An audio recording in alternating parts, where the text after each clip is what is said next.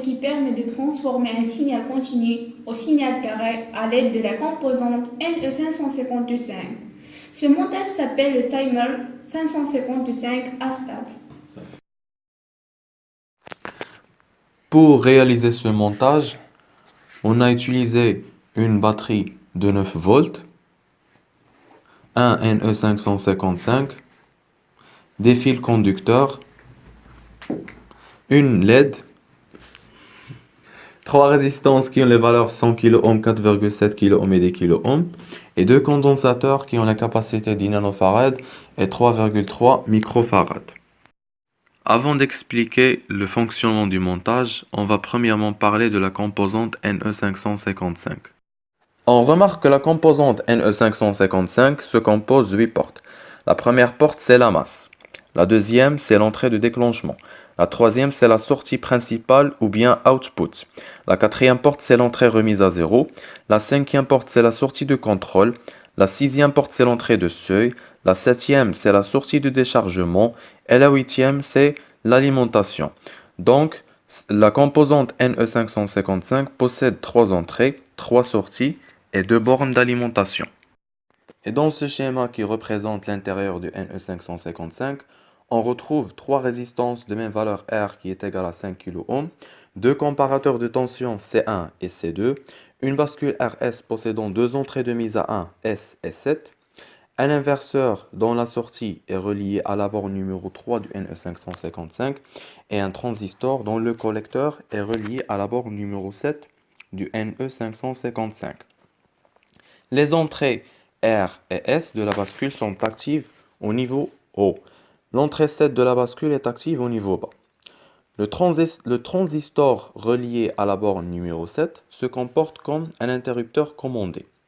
Si Q est égal à 0, alors le transistor est équivalent à un interrupteur ouvert et la borne numéro 7 est reliée à rien. On parle ici de déchargement. Si Q est égal à 1, alors le transistor est équivalent à un interrupteur fermé et la borne numéro 7 est reliée à la masse. Les comparateurs, la bascule RS et l'inverseur sont alimentés entre 0 V et VCC. Leur tension de sortie est donc soit 0 V au niveau bas, soit VCC au niveau haut. Tout d'abord, on allie la porte 4 avec la porte 8, puis la porte 2 avec la porte 6, et on a la porte 1 qui est liée à la masse. Après, on a placé entre la porte 7 et 4 une résistance de 4,7 kΩ. Et entre la porte 7 et 6, une résistance de 100 kΩ. Finalement, on a placé un condensateur d'une capacité de 10 nanofarad entre la porte 5 et la porte 1, et on a placé un autre condensateur d'une capacité de 3,3 microfarad entre la porte 6 et la porte 1. Pour faire clignoter la LED, on l'a branché entre la porte 3 et la masse. Et pour la protéger, on a utilisé une résistance de 10 kΩ. En ce qui concerne l'alimentation, on a branché le pôle positif de la pile avec la porte 8 et le pôle négatif avec la masse. Maintenant, on va expliquer la relation entre la charge et la décharge du condensateur avec l'alimentation. Le signe qui est en vert représente le voltage sur la sortie broche 3. Le signe qui est en rouge représente le voltage sur le condensateur C1 broche 2 et 6.